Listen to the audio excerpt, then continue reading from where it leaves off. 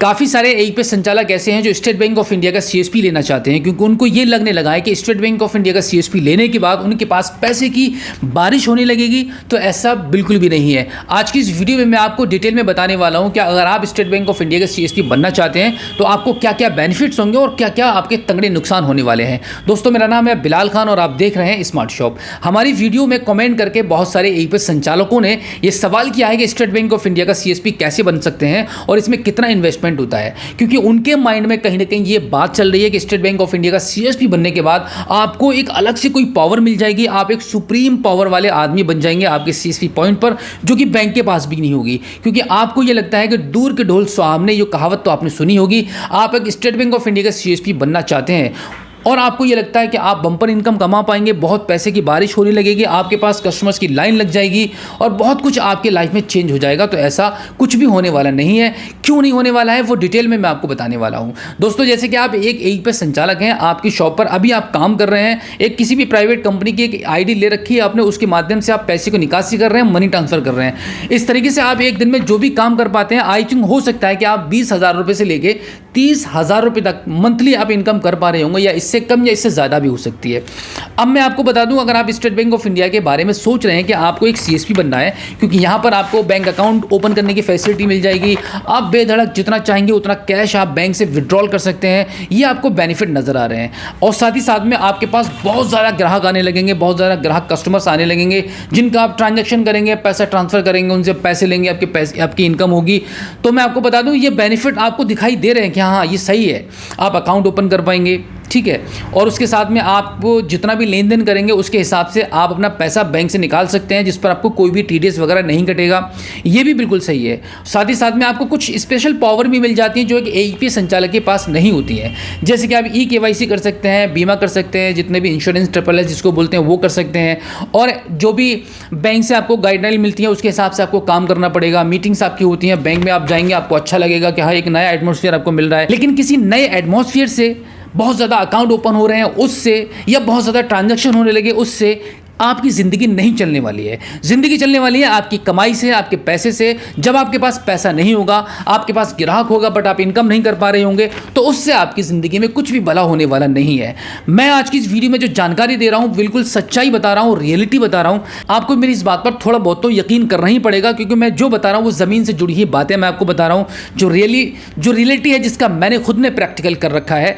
आप एक state bank of India का सीएसपी बनना चाहते हैं, इसमें कोई भी बड़ी और मुश्किल बात नहीं है, आप बिल्कुल आसानी से बन सकते हैं। जो फायदे मैंने अभी आपको बताए हैं कि आपको क्या क्या पावर मिलने वाली है वो मिल जाएगी, लेकिन यहां पर क्या क्या नुकसान आपके होने वाले हैं। कि सबसे पहली बात, जब आप स्टेट बैंक ऑफ इंडिया के सीएसपी बन जाएंगे तो आपको सबसे पहले एक काम बंद करना पड़ेगा जो आपको बहुत प्यारा है। किसी भी एईपीएस संचालक को, किसी भी सीएसपी को बहुत बहुत दिल से प्यारा है, क्योंकि आप जब पैसा कमाते हैं तो आपको खुशी होती है। तो स्टेट बैंक ऑफ इंडिया का सीएसपी लेने के बाद सबसे पहले जो काम आपको बंद करना होगा वो होगा एक्स्ट्रा चार्ज ग्राहक से लेना। आपको टोटली बंद करना होगा। इवन आप मनी ट्रांसफर कर रहे हैं, कैश विड्रॉल कर रहे हैं, एटीएम से पैसा निकाल रहे हैं, कुछ भी कर रहे हैं, सारा आपको बंद करना पड़ेगा।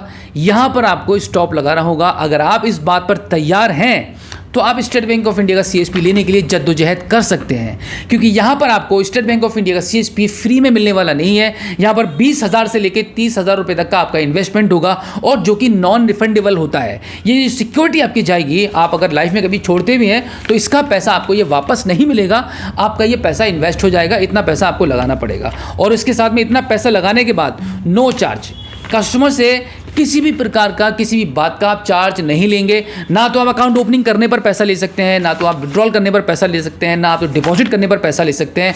बैंक और कंपनी की तरफ से जो भी आपको अमाउंट मिलेगा, जो भी कमीशन आपको मिलेगा, उसी पर आपको गुजारा करना पड़ेगा। अब मैं आपको बता दूं कि कमीशन कितना मिलेगा और कितनी आप इनकम कर पाएंगे। देखिए, अगर आपको लगता है कि आपके यहाँ पर सबसे ज़्यादा स्टेट बैंक ऑफ इंडिया के ग्राहक हैं, या फिर आपको ये लगता है कि स्टेट बैंक ऑफ इंडिया में आप बहुत ज़्यादा अकाउंट ओपन कर सकते हैं, यानी कि 5,000 से लेकर 10-20,000 तक अकाउंट अगर आप ओपन कर सकते हैं, तो यहाँ पर आपका फ्यूचर ब्राइट हो सकता है। एक अच्छी कमीशन आपको मिल सकती है। 30,000 से लेकर 50-60,000 रुपये तक की कमीशन आपको हर महीना आती रहेगी, जो कि आपके लिए बहुत बड़ा अमाउंट है। लेकिन कम आती रहेगी अगर आप 10-20-30,000 अकाउंट ओपन कर लेते हैं और उनका मेंटेनेंस एवरेज बैलेंस आपको मिलता है कमीशन के बतौर, और साथ ही साथ में 100 से ऊपर आपके यहाँ पर ट्रांजेक्शन्स हो रहे हो, लगभग 1 से लेकर 2 टर्मिनल आपके यहाँ चल रहे हो, बहुत ज़्यादा आप SSS कर रहे हो जो कि है इंश्योरेंस आप हर कस्टमर्स का, हर ग्राहक का कर रहे हो, बैंक के सभी टारगेट्स अगर आप पूरे कर रहे हैं तो आप 40-50 हज़ार रुपये तक का पैसा कमा सकते हैं। कब? जब आपका 20-30 हज़ार अकाउंट होंगे और day by day account open कर रहे हैं, 100 से ऊपर ट्रांजैक्शन कर रहे हैं, आप सभी प्रकार के बीमे कर रहे हैं, तब आप इतना पैसा कमा सकते हैं। अब होते हैं आपके यहाँ पर सिर्फ 30-40 ट्रांजैक्शन और 1-2 अकाउंट आपका कभी ओपन हो गया तो हो गया। इतना अगर ग्राहक है आपके पास, सिर्फ इतना ट्रांजैक्शन हो रहा है, तो आप फिर मत सोचिए स्टेट बैंक ऑफ इंडिया का CSP लेने के बारे में, क्योंकि आप अगर अभी 30-40 ट्रांजैक्शन करके 40-50 हज़ार रुपये महीना कमा रहे हैं, 20 से लेकर 30 हज़ार रुपये महीना कमा रहे हैं, तो वो आपके लिए बहुत है। अब जैसे ही स्टेट बैंक ऑफ इंडिया ले लेंगे, आपको सभी प्रकार के प्राइवेट पोर्टल्स आपको बंद करने पड़ेंगे। आप बिल्कुल भी, आपको परमिशन नहीं मिलेगी किसी भी कंपनी का प्राइवेट पोर्टल चलाने की, और उसके बाद में आप सिर्फ स्टेट बैंक ऑफ इंडिया का CSP चलाएंगे और वहाँ पर 30-40 ट्रांजैक्शन करने पर आपको मिलेगा 3,000 रुपया, 3,500 रुपया, मैक्सिमम 5,000 रुपया। इससे अधिक कमीशन आपका आने वाला नहीं है। अगर आपको लगता है कि इससे ज़्यादा काम आपके यहाँ निकलेगा, बहुत ज़्यादा अकाउंट ओपन होंगे, तो आप स्टेट बैंक ऑफ इंडिया के CSP के बारे में सोच सकते हैं। तो दोस्तों, ये हैं सही और गलत बातें जो स्टेट बैंक ऑफ इंडिया के बारे में जो मैंने फील किया है, जो सोचा है, वो मैंने आपको बताया है।